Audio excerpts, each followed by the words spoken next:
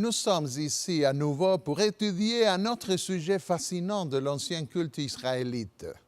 De cet évangile en nombres, en paraboles, en symboles, en chiffres, en représentations, pour utiliser des termes que l'on peut trouver dans la Bible pour expliquer le but de ce rituel.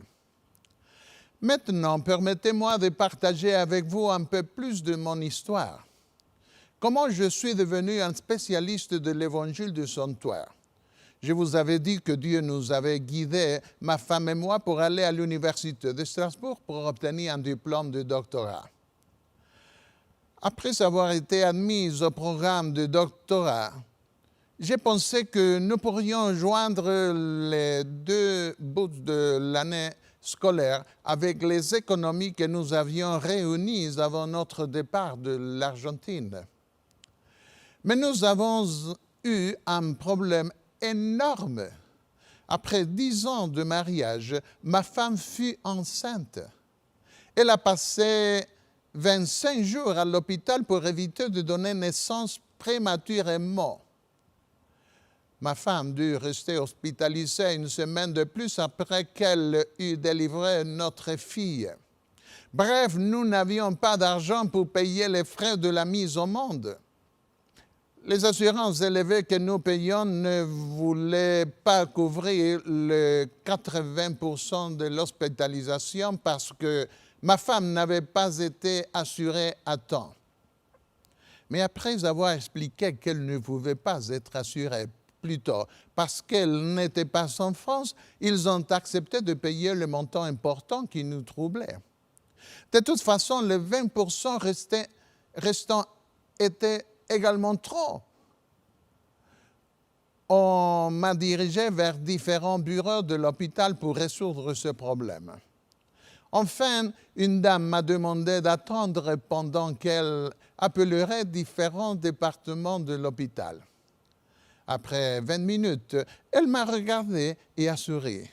« Vous pouvez aller, » me dit-elle. « Vous n'avez rien à payer. » Je ne pouvais pas y croire.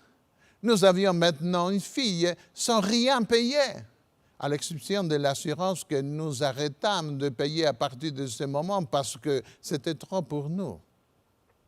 La semaine suivante, nous avons reçu une notification par courrier d'un service nommé allocation familiale. Mon vocabulaire français était encore limité. Elle était plus liée à un vocabulaire théologique. Et en particulier, dans le domaine social, mon vocabulaire français était vraiment limité. J'ai vu le montant indiqué dans la notification, 1800 francs français, à l'époque environ 400 $.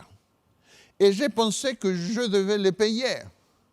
Quoi? On m'avait dit que je n'avais rien à payer.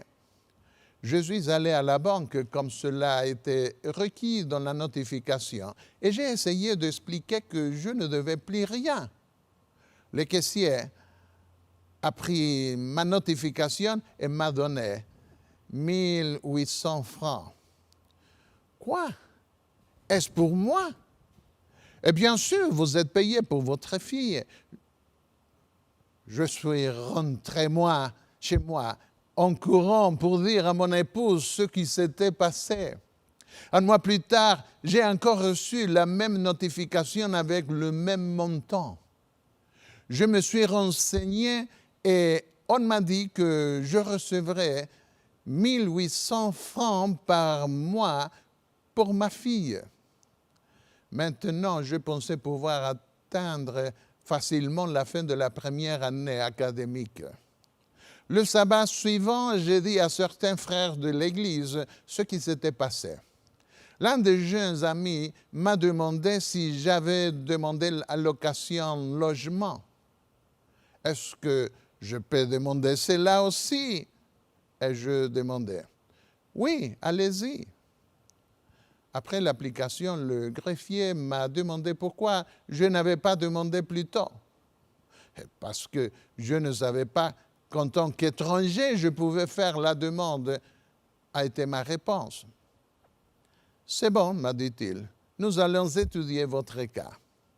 Une semaine plus tard, j'ai reçu en bloc paiement complet de 10 mois de loyer précédent. Nous avons acheté une voiture et avons commencé à visiter l'Europe, en particulier les différentes bibliothèques théologiques spécialisées en Angleterre, en Allemagne et en France. Pour la 10e année, j'ai demandé une bourse à la faculté protestante. Je fus le premier étudiant à recevoir cette bourse d'études. C'était une de seulement 5 bourses allouées à la faculté par le gouvernement pour les étudiants ayant peu de ressources. Ils m'en ont donné la raison. Aucun étudiant n'avait un plan aussi clair que moi pour sa thèse de doctorat. Le dernier paiement de cette bourse fut suivi du premier traitement du séminaire adventiste en France où j'avais été invité à enseigner la théologie. J'ai pu terminer mes études sans travailler, avec la bénédiction de Dieu. Dans le message suivant, je vous dirai les choses merveilleuses que j'ai trouvées dans mes études, dans mes recherches pour ma thèse de doctorat. Mais passons maintenant au message d'aujourd'hui. Comment purifier le temple de l'âme?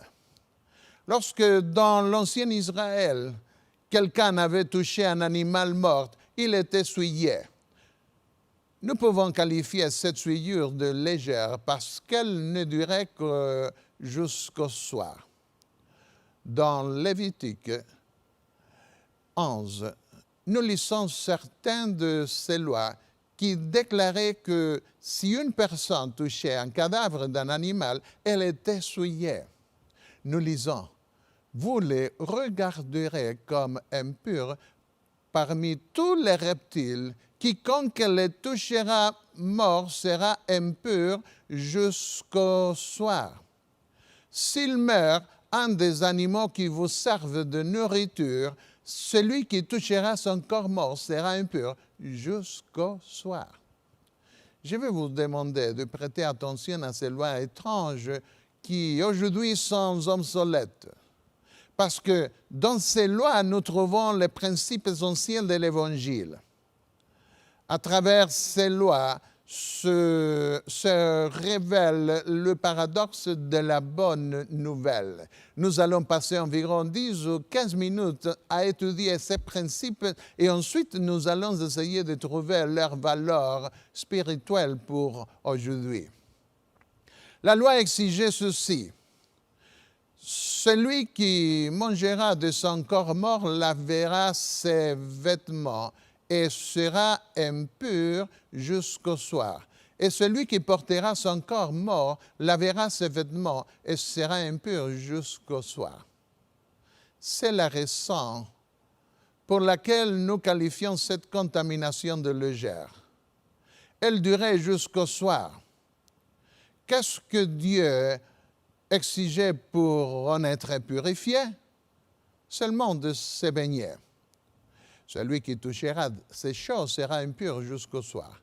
Il ne mangera pas des choses saintes, mais il lavera son corps dans l'eau. Après le coucher du soleil, il sera pur. Lévitique 22, versets 6 et 7. On peut voir ici qu'une personne pouvait devenir impure sans péché parce que la seule chose qui lui était demandée était de laver son corps avec de l'eau. Aucun sacrifice pour le péché n'était requis pour cette contamination légère. Lisons un autre texte. Toute personne indigène ou étrangère qui mangera d'une bête morte ou déchirée lavera ses vêtements et se lavera dans l'eau et sera impure jusqu'au soir. Puis elle sera pure. Lévitique 17, verset 15. Vous savez comment les animaux sauvages tuent leurs victimes. Ils attrapent l'animal à la gorge pour le noyer. Mais pour manger un animal pur, Dieu avait prescrit de répandre le sang des animaux. Qu'est-ce qui était demandé pour redevenir pur? De se baigner. Le mot hébreu traduit par lavage est également traduit par bain.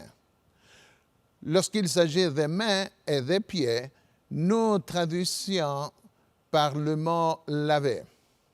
Dans le cas contraire, il signifie se baigner. La personne impure devait se baigner afin de retrouver sa pureté. Les conséquences pour ne pas se baigner étaient plus graves. Car si la personne impure se baignait pour cette souillure légère, il n'y avait pas besoin d'offrir de sacrifice.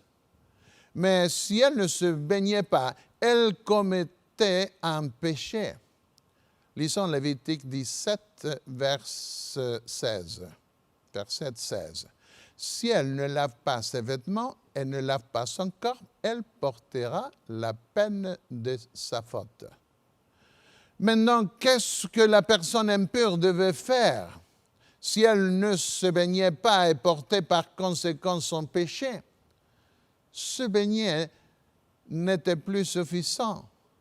Il y avait une exigence supplémentaire. Elle devait offrir un sacrifice pour le péché parce qu'elle était maintenant coupable. Dans Lévitique 5, nous lisons la loi qui montre que la contamination d'une personne impure devenait plus grave lorsque cette personne ne se baignait pas. Lorsque quelqu'un, sans apercevoir, touchera une chose souillée comme le cadavre d'un animal impur, que ce soit d'une bête sauvage ou domestique, ou bien d'un reptile, il deviendra lui-même impur et il se rendra coupable. Puis il offrira un sacrifice pour la faute de l'Éternel, pour le péché qu'il a commis, une femelle de menu bétail, une brebis ou une chèvre comme victime expiatoire. Et le sacrificateur fera pour lui l'expiation de son péché. Selon la loi, il y avait une contamination moindre qui touchait la personne innocente, mais qui n'impliquait pas de culpabilité. En d'autres mots, une personne pouvait être souillée sans péché. Elle était déclarée impure, mais aucun sacrifice n'était requis pour sa purification. Elle devait juste se baigner. Si la personne impure n'obéissait pas, si elle ne lavait pas son corps avec de l'eau, elle devait faire une démarche supplémentaire qui était d'offrir un sacrifice pour le péché. Maintenant, passons à un autre genre de contamination. Nous pouvons appeler cette contamination comme étant plus grave parce qu'elle durait une semaine entière. C'était la contamination reçue en touchant du sang humain ou des cadavres. La loi dit dans Nombre 19, verset 11, « Celui qui touchera un mort d'un corps humain, quelconque sera impur. » Combien de temps? Pendant 7 jours. Elle était plus sérieuse parce qu'elle durait 7 jours. Dans Lévitique 12, nous trouvons les prescriptions pour une femme qui donnait naissance et avait perdu du sang. Lévitique 15 traite de sa menstruation. Une femme qui donne naissance à un fils sera impure pendant 7 jours, comme lorsqu'elle est impure pendant sa période mensuelle. Lorsque le saignement de la femme s'arrête, elle doit compter 7 jours, puis elle est pure. Le 8e jour, elle prendra 2 tourterelles ou 2 jeunes pigeons et elle les apportera au sacrificateur à l'entrée de la tente d'assignation ou de témoignage. Le sacrificateur offrira l'un en sacrifice d'expiation et l'autre en holocauste. Et le sacrificateur fera pour elle l'expiation devant l'Éternel. Comme nous pouvons le voir à nouveau, le contact avec du sang humain produit une contamination plus grande. Il est intéressant de remarquer que dans Lévitique 15, la souillure par contact direct avec du sang humain durait 7 jours. Mais le contact indirect en touchant par exemple le lieu où la personne souillée avait été assise, produisait une souillure qui durait jusqu'au coucher du soleil. Cela est important parce que nous verrons plus loin que le sanctuaire était souillé au cours de l'année par une contamination plus légère, c'est-à-dire par une contamination indirecte. C'était le sang du sacrifice qui portait les péchés et les impuretés du peuple dans le sanctuaire. Afin d'être débarrassés de cette souillure plus grave, qu'est-ce que les personnes impures devaient faire? Lisons. Dans le cas de la personne qui avait touché un cadavre, la loi dit « On prendra pour celui qui est impur de la cendre de la victime expiatoire qui a été brûlée et on mettra dessus de l'eau vive dans un vase. Celui qui est pur fera l'aspersion sur celui qui est impur le 3e jour et le 7e jour, et il les purifiera le 7e jour. » Je parlerai plus de cette loi dans le message suivant. Ici, nous voulons faire ressortir la durée de la souillure et sa nature. On peut voir dans ces passages que le contact direct avec un cadavre humain produisait une contamination qui ne pouvait pas être enlevée par un nettoyage avec de l'eau. Il était nécessaire d'offrir un sacrifice. Dans ce cas, il avait affaire avec les cendres préparées avec l'holocauste d'une génisse rouge. Afin d'éviter de sacrifier de nombreux animaux pour avoir touché un cadavre, Dieu exigeait de faire le rite de la purification en mélangeant ces cendres avec de l'eau qui prenait la couleur du sang. Qu'arrivait-il cependant si une personne devenue impure en touchant du sang humain ou un cadavre ne se purifiait pas par un sacrifice? Quelles étaient les conséquences pour ne pas se purifier soi-même d'une contamination humaine? Lévitique 15, 31 dit « Vous éloignerez les enfants d'Israël de leurs impuretés, de peur qu'ils ne meurent à cause de leur impureté, s'ils suivent mon tabernacle qui est au milieu d'eux. » Que se passait-il en conséquence si la personne impure n'était pas été purifiée? Le temple était souillé illégalement. Nombre 19, versets 13 et 20, répétait le même principe. Celui qui ne se purifiera pas souille le tabernacle de l'Éternel. Celui-là sera retranché d'Israël et son impureté est encore sur lui. Résumons ce que nous avons étudié. Il y avait une contamination légère pour avoir touché du sang ou un cadavre, et il y avait une contamination plus grave pour avoir touché du sang ou des cadavres humains. Dans le premier cas, la seule exigence était de se baigner. Dans l'autre, la personne impure devait offrir un sacrifice. Dieu n'acceptait pas qu'une impureté humaine vienne directement dans son sanctuaire. Ce type de contamination était illégal et exigeait la peine de mort. Dieu acceptait uniquement les contaminations légères de son sanctuaire transmises par un animal pur qui portait l'impureté ou le péché de son peuple. Un récipient de sang demeurait dans son sanctuaire, certifiant que le paiement avait été effectué à travers le sacrifice d'un substitut, le sacrifice pour le péché. Le même principe était appliqué pour la lèpre. Après avoir été guéri, la souillure durait 1 semaine et exigeait un sacrifice pour que la personne soit de nouveau admise dans la communauté et ait accès à la maison de l'Éternel. Les hommes pouvaient aussi perdre du sang avec une maladie infectieuse, une référence probablement à la gonorrhée ou à tout autre type d'écoulement du sang. Le même principe est observé dans la solution proposée pour leur purification. Jésus reçut quelques lépreux pour les guérir. À une occasion, 10 d'entre eux vinrent à lui. Celui qui touchait un lépreux était mis en quarantaine, comme on dit aujourd'hui, bien que cela ne durait pas nécessairement 40 jours.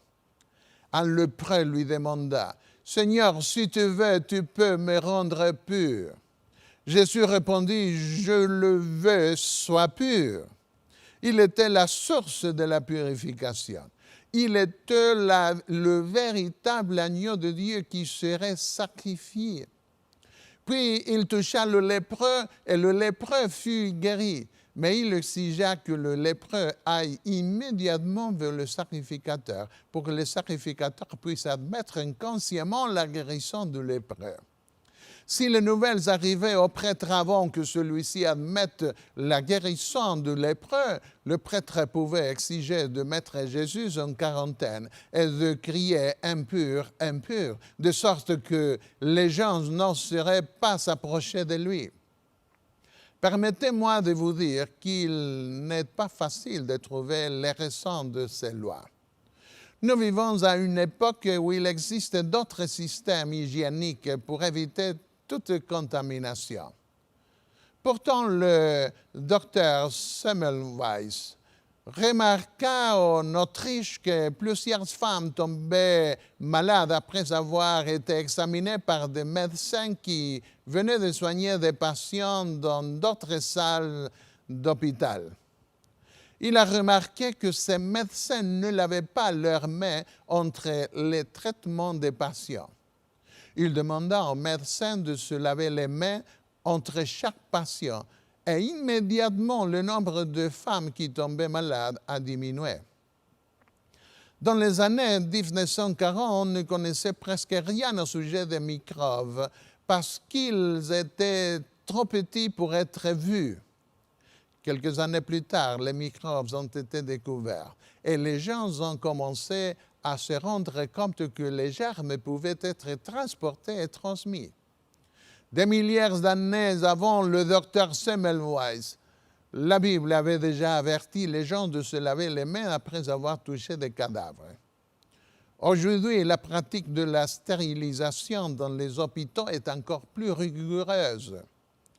Les données archéologiques révèlent la présence de Bolinum struncatus dans les murs de Jéricho, un escargot agissant comme hôte intermédiaire d'un agent pathogène responsable d'épidémies de schistosoma haematobium qui touche le sang et la vessie et est aujourd'hui connu pour se développer dans l'urine.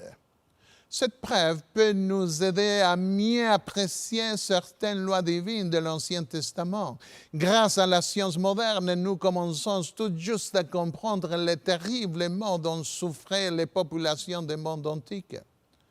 Dans leur désespoir, les gens effrayés en venaient à des actions extrêmes telles que sacrifier leurs propres enfants pour apaiser les dieux et éviter ainsi la propagation des maladies mystérieuses.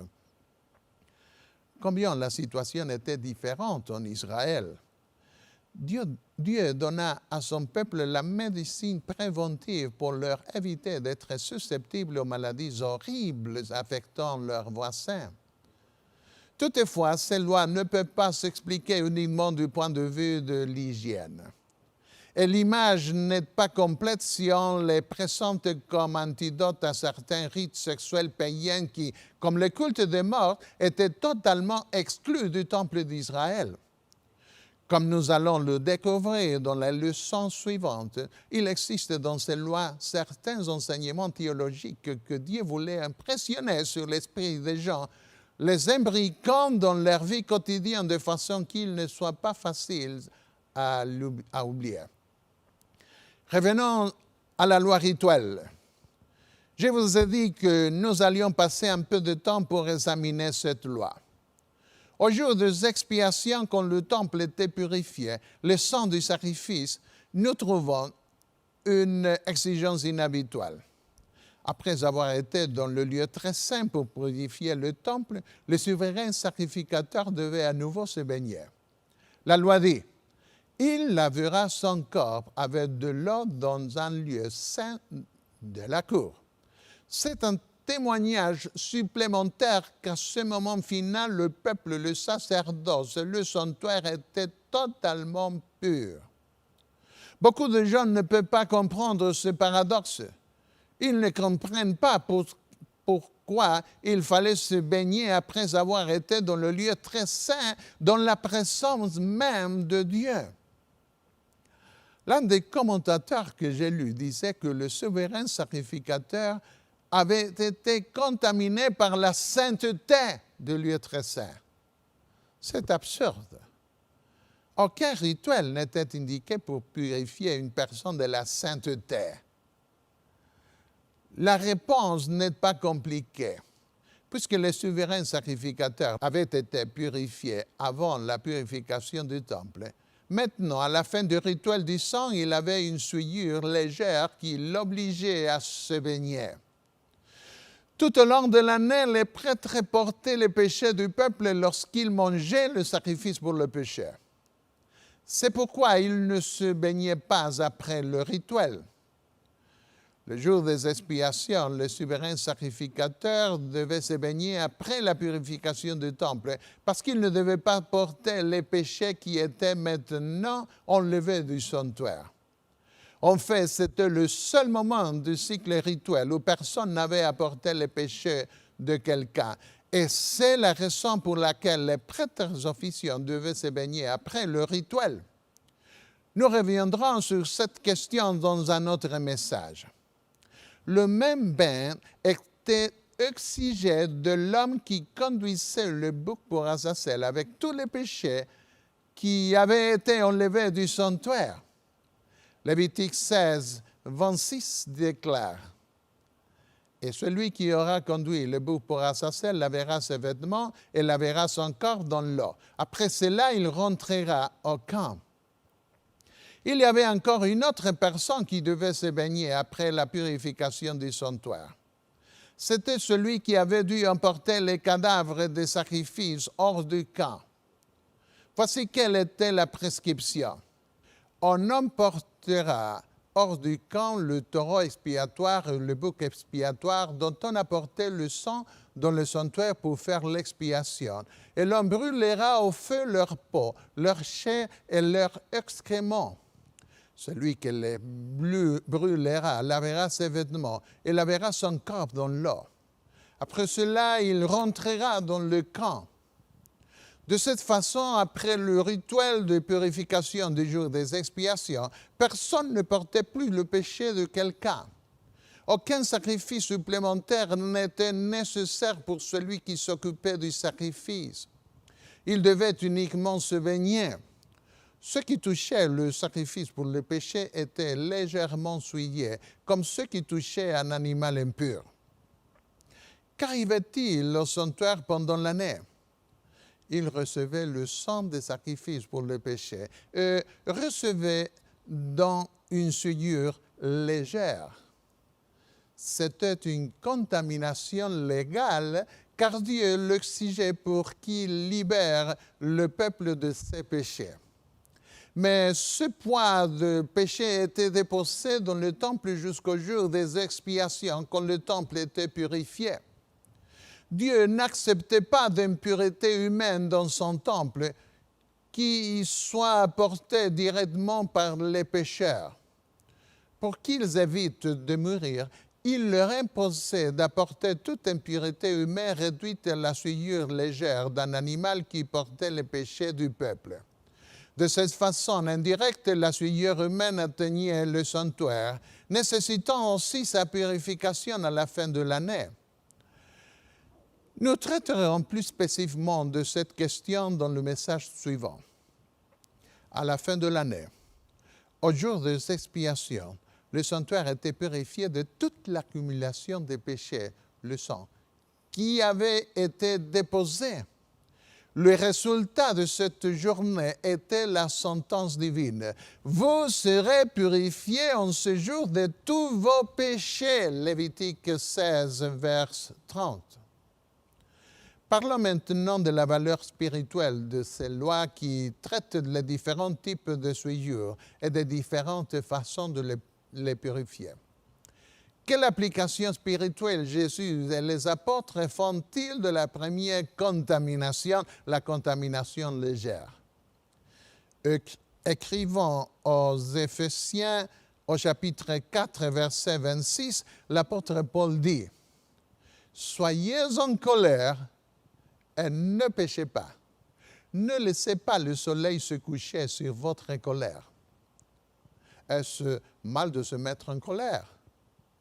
Ne devrions-nous jamais nous mettre en colère? L'apôtre dit ici que nous pouvons parfois être en colère. Paul écrivit aux Corinthiens, « Vais-je venir à vous avec le fouet ou avec amour et dans un esprit de douceur ?» 1 Corinthiens 4, 21.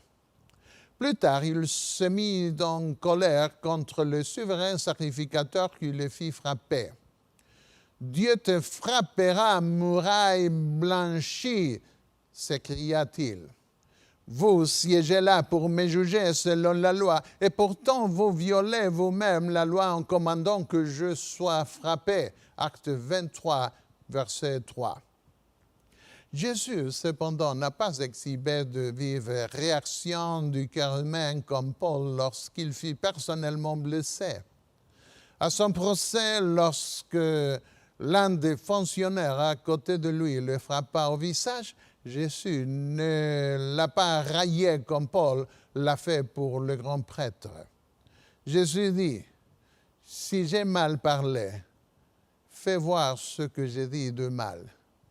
Et si j'ai bien parlé, pourquoi me frappes-tu » Jean 18, 23. À une occasion, peu de temps après avoir commencé mon ministère dans ma jeunesse, lorsqu'il semble souvent plus facile d'aller de l'avant que de demander la permission, j'ai réussi à être assez insolent avec l'un des administrateurs de l'Église en Amérique du Sud. Je lui ai dit plusieurs choses qu'il ne voulait pas vraiment entendre. Il a exigé que j'arrête ma voiture immédiatement, bien que nous fûmes encore loin de son hôtel. Malheureusement pour lui, alors que je me garais sur le bas-côté de la route, une violente averse survint, le piégeant là à côté de moi. Je ricanais intérieurement, « Le Seigneur est avec moi » et j'ai commencé à débiter davantage des morceaux choisis dont je voulais me décharger sur lui. Soudain, il m'a arrêté et m'a dit, « Dites-moi, êtes-vous capable de prier maintenant ?» Sa question m'a pris tout à fait par surprise. Étant encore trop enflammé, tout ce que j'ai pu dire fut « Pas maintenant, mais après un certain temps, oui. » Si notre colère vise à raccommoder ou à réparer quelque chose qui ne va pas, elle est très légitime. C'est différent lorsque notre colère cherche à détruire la réputation, par exemple, ou à porter l'atteinte à l'honneur de quelqu'un. Je me souviens d'un jeune pasteur qui considérait singulièrement le caractère de Christ d'une douceur inébranlable pure. Il estimait que c'était sa vocation en d'où Jésus de faire de même. De temps à autre, les conflits habituels et des problèmes interpersonnels surgissaient dans l'Église. Et lorsque les anciens ou les membres portaient ces questions à son attention dans l'espoir d'une résolution, le pasteur souriait d'une douceur beauté et s'esquivait de l'affaire. Exaspéré par la naïveté du pasteur, l'un des principaux frères de la fédération s'est finalement écrié lors de sa visite à cette église. « Dis-moi, Bob, quand allez-vous vous mettre en colère ?» Paul n'a pas dit que toute colère est nécessairement un péché. Il y a des circonstances de la vie qui nécessitent de toute évidence une réponse énergétique. Il est du devoir des parents, des enseignants et des dirigeants d'église d'entreprendre certaines actions dynamiques, de froncer un peu les sourcils face à des débordements. Si quelqu'un m'écrase méchamment le pied maintes et maintes fois, il est non seulement naturel, mais totalement approprié de réagir avec au moins un « Ah !» ou en fait, faites attention pour que l'offenseur comprenne clairement la chose. Mais si nous apportons cette colère au lit, symboliquement jusqu'au coucher du soleil, cette colère peut devenir un péché. Dieu veut que nous lui fassions confiance. Et il veut nous délivrer de toutes sortes de dépressions. David avait déjà bien compris la signification spirituelle de ces anciennes situations de souillure. « Mettez-vous en colère, dit-il, et ne péchez pas. Lorsque vous êtes sur votre couche, sondez votre cœur en silence. Je vais me coucher et dormir en paix, car toi seul, ô Seigneur, me fais habiter en sécurité. » Psaume 4, versets 4 et 8. Avant de nous endormir, nous pouvons demander de l'aide de Dieu, sachant qu'il sait toutes choses et que nous n'étions pas coupables. Alors nous pouvons nous endormir en paix. Mais si nous ne pouvons pas être libérés, nous devons nous tourner vers le sacrifice, vers la croix du calvaire et demander pardon. Parfois, nous ne pouvons pas prétendre et attendre jusqu'au coucher du soleil pour contrôler nos sentiments. Nous commettons un péché au moment même où nous nous mettons en colère. Le commandement de Dieu est clair. Recherchez la paix avec tous et la sanctification, sans laquelle personne ne verra le Seigneur. Hébreux 12, verset 14. Paul dit cela sur la base de la loi qui portait sur la façon d'éviter une souillure et comment la résoudre. « Sanctifiez-vous et soyez saints, car je suis saint » Lévitique 11, 44, dit le Seigneur. Dans le même ordre d'idées, Jésus a dit « Bienheureux les cœurs purs, car ils verront Dieu » Matthieu 5, 8. En ce qui nous concerne, nous avons la responsabilité de vivre en paix avec tous. Sinon, nous ne pourrons pas voir le Seigneur. Mais comment purifier le temple de l'âme? Dans Hébreux 12, 15, l'apôtre nous avertit. « Veillez à ce que nul ne se prive de la grâce de Dieu, à ce qu'aucune racine d'amertume poussant des rejetants ne produise des troubles et que plusieurs n'en soient infectés. » Lorsqu'une plante prend racine, il est plus difficile de la déraciner. La même chose se produit lorsque nous ne pouvons pas nous libérer rapidement de quelques moments de dépression. Si c'est notre cas, nous ne sommes pas encore perdus. Il y a une solution. Nous devons chercher un sacrifice. Le seul sacrifice qui peut nous délivrer des mauvaises pensées. Nous devrons consacrer plus de temps à regarder la croix du calvaire à l'agneau de Dieu pour être en mesure de déraciner ces racines d'amertume qui peuvent s'installer dans notre cœur. Parce que la croix guérit, restaure, purifie l'âme de tous ceux qui la suivent. Un jour, j'ai rencontré à l'improviste un vieil ami à Porto Rico. Nous avions étudié ensemble au collège de notre église au Chili lorsque mon père en était le directeur d'entreprise. Plus tard, nous avons tous les deux poursuivi des études de théologie au collège adventiste en Argentine. Mais maintenant, il était divorcé et vivait avec une autre femme non adventiste. Il avait quitté le ministère et aussi l'Église. Lorsque je parlais avec son ancien beau-père, cet homme sage et âgé m'a dit qu'il avait tenté d'empêcher sa fille de se marier avec un futur pasteur parce qu'il avait perçu qu'elle entraînerait la ruine spirituelle du pauvre homme de Dieu. Mais comme vous le savez, dans ces questions, le cœur a parfois ses raisons que la raison ne connaît pas. Ainsi, en dépit des avertissements de son père, elle a épousé le jeune pasteur. Avec le temps, la prophétie du beau-père s'est accomplie. Car il ne connaissait que trop bien le caractère et la conduite de sa fille. La calomnie contre ce pasteur qui fut cru par certains dirigeants de l'Église entraîna son départ du ministère et sa sortie de l'Église. Croyez-vous que notre Église est le dernier reste et que nous sommes proches du temps du retour du Seigneur? Lui ai-je demandé. Oui, je crois cela, m'a-t-il répondu. Je crois que l'Église adventiste du septième jour est l'Église de Dieu pour les derniers jours. Mais je suis comme Paul qui dit dans Romains 7, 18, « J'ai la volonté, mais non le pouvoir de faire le bien. » Avec quelle malheureuse racine d'amertume mon ami eut à souffrir.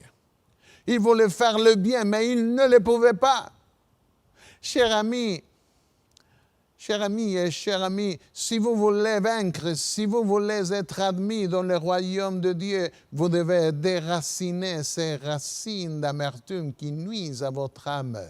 Consacrez du temps à la recherche de l'agneau de Dieu, mourant pour vous devant des gens qui les blessaient verbalement et physiquement.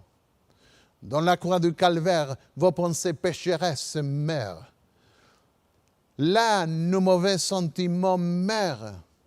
Là, nous découvrons un pouvoir pour nous purifier que nous n'avions pas.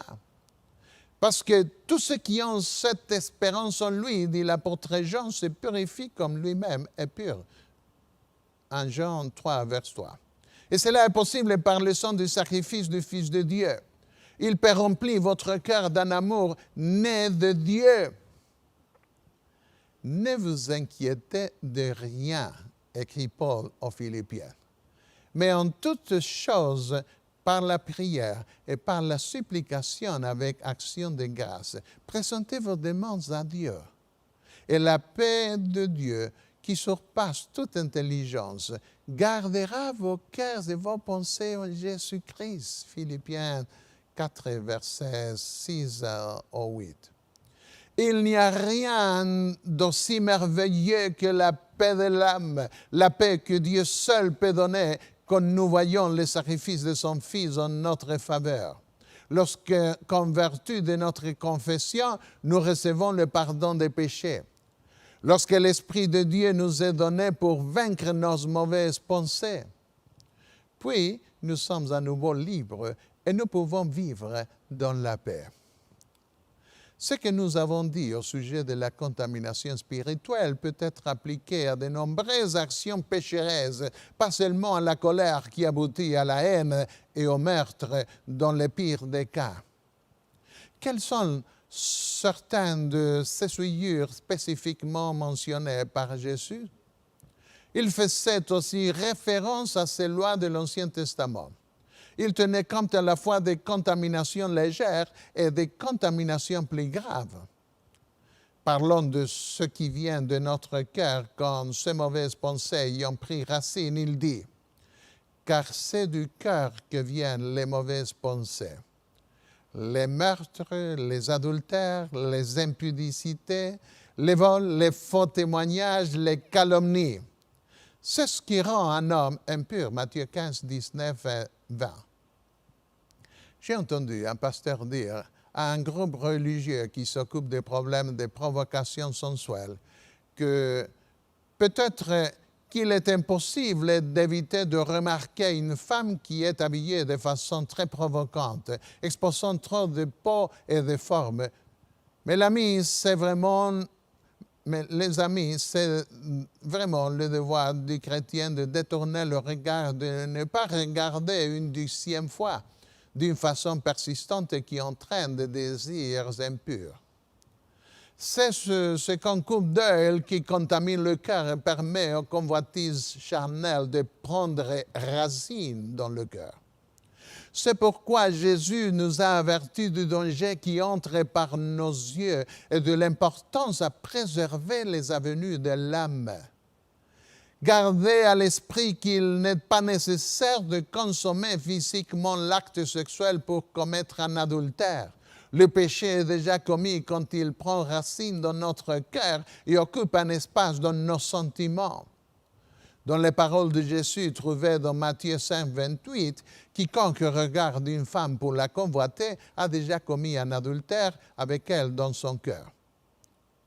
Ceux qui sont possédés par une vie sensuelle, qui vivent avec une morale souillée, peuvent aussi être délivrés par le sang du sacrifice.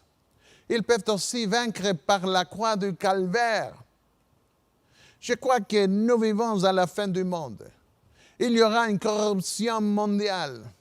Cette corruption finale du monde est pathétiquement exprimée dans le dernier appel divin à ceux qui vivront à cette époque-là. Nous lisons dans Apocalypse 18, versets 2 et 3, « Elle est tombée, Babylone, la grande. Elle est devenue une habitation de démons et un repère de tout esprit impur, un repère de tout oiseau impur et odieux. Toutes les nations ont bu du vin de la fureur de son impudicité. Les rois de la terre se sont livrés avec elle à l'impudicité, et que les marchands de la terre se sont enrichis par la puissance de son luxe. » Ici, le livre de l'Apocalypse parle de la dernière chute morale des chefs religieux, parce qu'il parle de Babylone en référence à l'Église de Rome et à ses filles, par l'intermédiaire des médias. Une corruption générale remplit le monde de la contamination la plus grave. Des membres de la hiérarchie de l'Église catholique romaine ont écrit un livre appelé « Le Vatican contre Dieu ». Il parle de drogues, sexe et homosexualité. Il parle aussi des abus et des luttes pour le pouvoir et du spiritisme. Des livres plus récents ont traité de la fraude à un niveau jamais imaginé auparavant dans ce qu'on appelle le Saint-Siège. Il y a couramment des fuites d'informations appelées Vatilix qui parlent de propriétés achetées par les Vatican et qui fonctionnent comme des maisons de prostitution pour prêtres de saunas pour homosexuels. Ellen White avait prévu cette image du monde religieux il y a plus d'un siècle. Elle a écrit en 1911 dans son livre « La tragédie du siècle ». En accueillant les enseignants spirites, les églises supprimeront tout frein religieux. Il en résultera que la profession de christianisme ne sera plus qu'un manteau servant à couvrir des actions ignobles. Tout cela est apparu il y a déjà plusieurs années. Dans ce livre, Le Vatican contre Dieu, écrit en 1999 par des prélats romains, nous lisons « Un pénitent vint à la confession dans le sanctuaire romain de l'amour divin. Père, j'appartiens à une secte satanique dans laquelle j'ai une importante fonction. J'y ai attiré beaucoup de personnes. Depuis combien de temps? Père, depuis une douzaine d'années. J'ai convaincu aussi d'autres personnes à assister aux messes noires ainsi qu'à d'autres rites sataniques. Mais il y a quelques jours, c'est moi qui ai été invité à une messe noire dans un endroit où je n'aurais jamais imaginé que de tels rites pouvaient être célébrés. Où ça? Au Vatican. Gardez à l'esprit que le livre de l'Apocalypse a averti que Rome deviendrait une habitation de démons. Qui étaient les autres participants? Demanda le prêtre dans son confessionnal. Ils ne pouvaient pas être reconnus. Nous y sommes tous allés avec une capuche sur la tête. Les voix étaient graves, non identifiables. L'invitation était un honneur pour moi. Le livre de l'Apocalypse a déclaré que Rome deviendrait un repère de tout esprit impur. Dans CENIT, l'agence de presse officielle de la Cité du Vatican, le 21 mai 2000, nous lisons « En Italie, il est devenu très courant de parler avec les morts. Le spiritualisme est de retour avec un nouveau visage. Les évêques affirment que les réunions, les séminaires et les conférences centrées sur la spiritualité de l'au-delà se sont multipliées. De nombreuses personnes endeuillées assistent aux réunions pendant les week-ends pour entendre parler de l'espérance de vie après la mort. Même des prêtres très bien connus travaillent dans ces groupes. À certaines réunions, une messe est célébrée. Comme par le passé, une corruption morale et spirituelle est aujourd'hui développée dans ces centres religieux. Dans l'ancien Israël, sous l'influence de leurs voisins païens, il y avait des prêtresses qui travaillaient comme prostituées. L'homosexualité était aussi devenue importante pendant le temps de leur plus grande apostasie. Le sexe et la démonologie ensorcelaient les multitudes. Rome deviendra un repère de tout esprit impur, un repère de tout oiseau impur et odieux. Au cœur de l'an 2000, le pape Jean-Paul II a appelé les païens à venir à Rome. Ils vinrent de quelques 50 pays. Le pape leur a dit « C'est une étape décisive pour la reconstruction morale du monde. » Non, mes amis, ce n'est pas la façon de faire sortir le monde de sa décadence morale. C'est la façon de construire Babylone la grande apostasie des derniers jours. Nous ne voyons pas dans la Bible un prophète allant vers les autres nations et les appeler pour avoir un grand congrès à Jérusalem et leur demander d'apporter le meilleur de ce qu'ils ont pour construire ensemble la foi du monde. La Bible est le centre de toute reconstruction morale parce que la loi de Dieu vient de Sion. S'ils ne disent pas cela, s'ils ne placent pas la loi de Dieu au centre de la reconstruction spirituelle et morale du monde, toute convocation est inutile. Le dernier appel adressé au monde par Dieu se trouve dans Apocalypse 18, versets 4 et 5.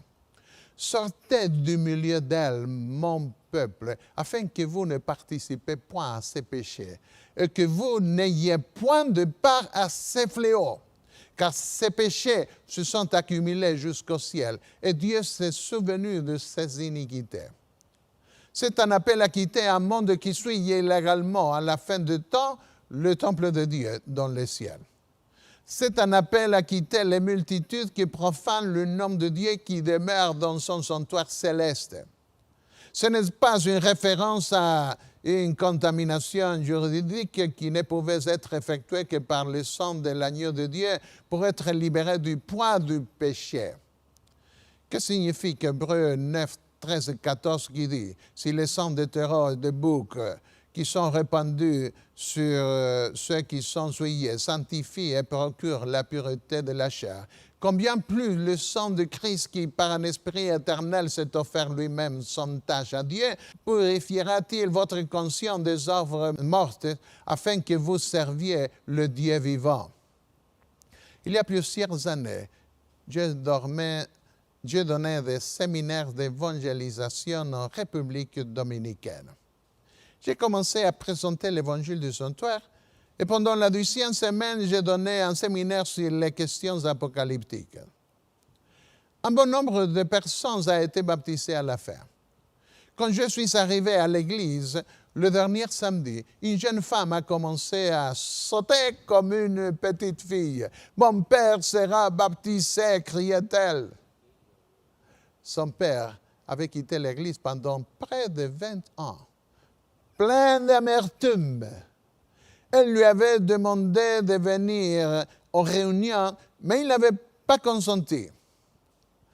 Ce dernier samedi, le père avait promis qu'il écouterait mon message sur la radio adventiste. Lorsqu'elle est revenue de l'église à midi, son père pleurait. il lui a dit, « Je n'en peux plus, je ne peux plus. » Il est venu à l'église dans l'après-midi et a demandé à être rebaptisé. Une autre dame voulait être baptisée depuis 5 ans, mais elle ne pouvait pas s'arrêter de fumer. Elle a entendu mon message au début de la première semaine sur la purification du temple de l'âme. J'ai un peu chanté ce que les enseignants chantent parfois pour les enfants pendant l'école du sabbat. Satan est méchant, il suit le cœur. Assurément, il est le sac de saleté de l'univers déterminé à salir autant de cœurs qu'il peut. Il vit poussant les nations à faire la guerre les unes contre les autres. Il vit pour gâcher les familles des enfants de Dieu et les églises du Seigneur. Pleines de douceur, les paroles de notre chanson pour l'école du sabbat nous disent ensuite de l'œuvre du diable. Satan est méchant, il suit le cœur, mais Jésus l'a purifié. Il habite avec moi, il est mon ami. Et quand Satan vient, je lui dis non, non, non. Une chanson pour les enfants. Chers amis, si vous le souhaitez, vous pouvez être pur. Si vous allez simplement à lui comme vers le plus grand spécialiste de tout l'univers pour purifier les âmes, vous réussirez. Il peut purifier vos pensées. Il peut purifier votre cœur. Il peut vous purifier de n'importe quel acte odieux qui a perturbé votre vie. Il est le juste restaurateur de la pureté, de la piété dans toute la création. En tant que notre souverain sacrificateur céleste, il vit pour purifier nos consciences. Il s'efforce sans cesse de réunir une Église pure, sans tache et irrépréhensible qu'il peut amener par la main vers son Père et les saints anges. Cette dame, qui ne pouvait pas vaincre son addiction au tabac, interpréta mon message d'une manière différente. Elle se dit, « J'ai essayé de vaincre par moi-même par différentes méthodes, mais je n'ai pas réussi. Si Jésus est le plus grand spécialiste de l'univers pour purifier les âmes, je vais aller à lui. Il peut purifier aussi mon corps. » Maintenant, à la fin de la 10e semaine, elle était prête pour le baptême, pleurant également de bonheur parce qu'elle avait vaincu. Bienheureux ceux qui ont le cœur pur, car ils verront Dieu, a dit Jésus dans Matthieu 5,8. Vraiment, quelle bénédiction d'être pur de cœur. Il n'y a pas de remords parce que nous avons été pardonnés. Il n'y a aucune condamnation parce que le Seigneur nous a sauvés et nous a placés sur un rocher spirituel afin de ne plus tomber dans le territoire de l'ennemi. Qu'est-ce qui va arriver à ceux qui refusent d'être purifiés? Hébreux 10, 26 au 28 répond. Car si nous péchons volontairement après avoir reçu la connaissance de la vérité, il ne restait plus de sacrifice pour le péché, mais une attente terrible de jugement et l'ardeur d'un feu qui dévorera les rebelles. Celui qui a violé la loi de Moïse meurt sans miséricorde sous la déposition de 2 ou de 3 témoins. De quel pire châtiment pensez-vous que sera jugé digne celui qui aura foulé aux pieds le Fils de Dieu, qui aura tenu pour profane le sang de l'alliance par lequel il a été sanctifié et qui aura outragé l'esprit de la grâce? C'est une chose terrible que de tomber entre les mains du Dieu vivant. Il n'existe qu'une solution. Il y a un moyen de s'en sortir. Il y a une libération. Il y a une purification. Il y a une sanctification. Vous pouvez la trouver dans le sang de l'agneau, dans le sang du Fils de Dieu. Mon cher ami, permettez-moi de vous le dire à nouveau. Vous pouvez être pur si vous le voulez, de tout votre cœur. Heureux ceux qui lavent leurs robes afin d'avoir droit à l'arbre de vie et d'entrer dans les portes de la ville. Apocalypse 22, 14. Rien d'impur n'entrera dans la cité de Dieu, selon Apocalypse 21, 27. Il n'entrera chez elle rien de souillé, ni personne qui se livre à l'abomination et au mensonge. Il n'entrera que ceux qui sont écrits dans le livre de vie de l'agneau.